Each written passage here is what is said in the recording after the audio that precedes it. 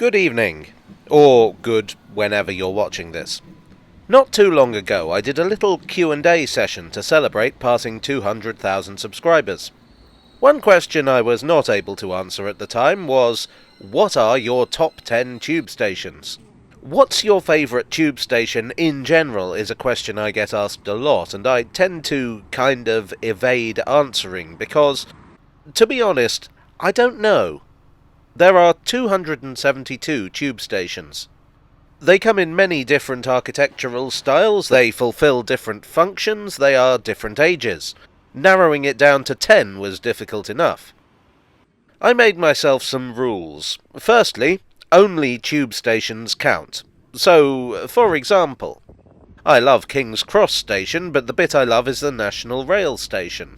The underground entrances are pretty bland, so King's Cross St Pancras is off the list.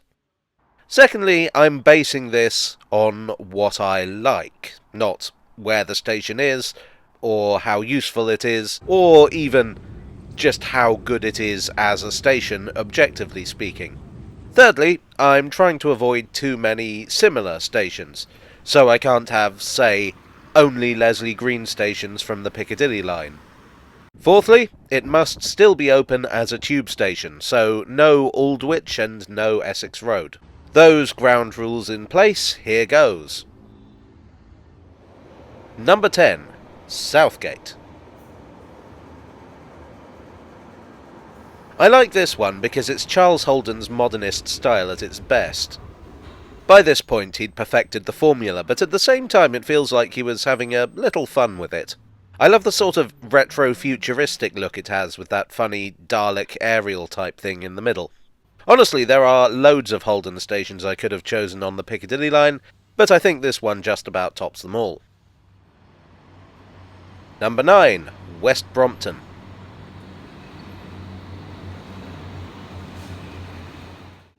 I felt like I had to include one of those District Line stations with the great big wooden canopy, and West Brompton is my pick. I don't know, it just feels sort of cosy to me. It also has these rather cool station signs dating back to before the Johnston alphabet was brought in, and this district railway ticket office at street level. Lovely. Number 8. Perivale.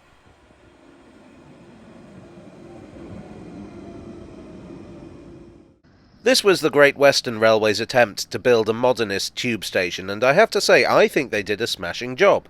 This line originally belonged to the GWR, but in the 1930s it was decided to hand it over to the Underground.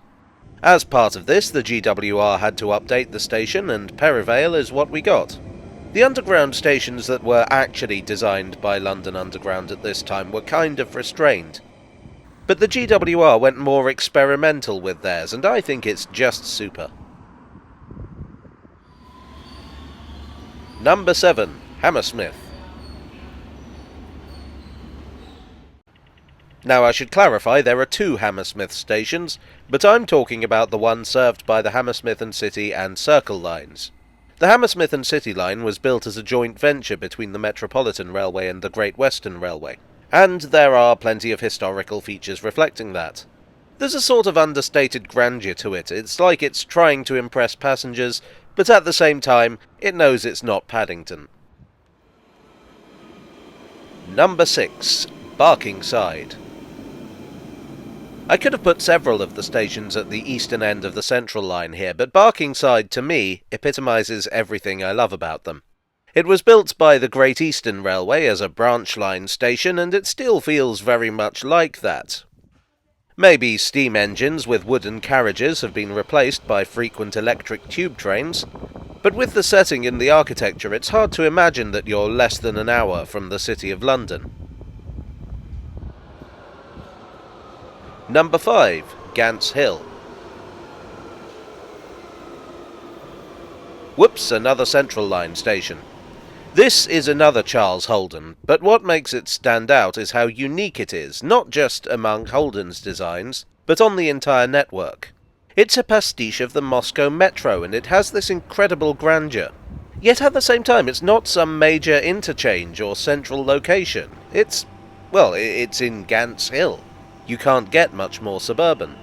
It ought to be a total folly, but it's not. It's just delightful.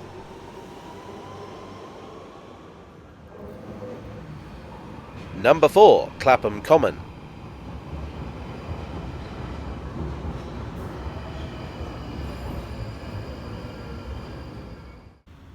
This is a City and South London railway station dating from 1900. It's very understated, just a small station, serving what in 1900 was a sleepy suburb. Clapham Common is rather more lively now. The surface building here is pretty minimal in terms of function, but it's a gorgeous little piece of Art Nouveau. It's ornamental, but it doesn't feel over-designed. It's slightly let down, in my opinion, by the building on the other side of the road, which would probably look a lot nicer if it was cleaner. But I guess there's only really so much you can do. At track level, it retains its original City and South London Railway Island platform, which is admittedly a little hair-raising in rush hour. And finally, it has one of those deep-level air raid shelters. Number 3, Holland Park. An original central London railway station, and in my opinion, the best. Again, it's very Art Nouveau, perfect for an affluent but quiet suburb. I particularly like the signage that's been retained in the central London style. It is slightly let down by the weird UFO crew room that's been plonked on top. But otherwise, there's just something very pleasant and peaceful about spending time here. Number 2, Baker Street. This is the first ever tube station, and it was bound to rank pretty high on the list, if only because of the sheer number of historic features. I mean, where do I even begin?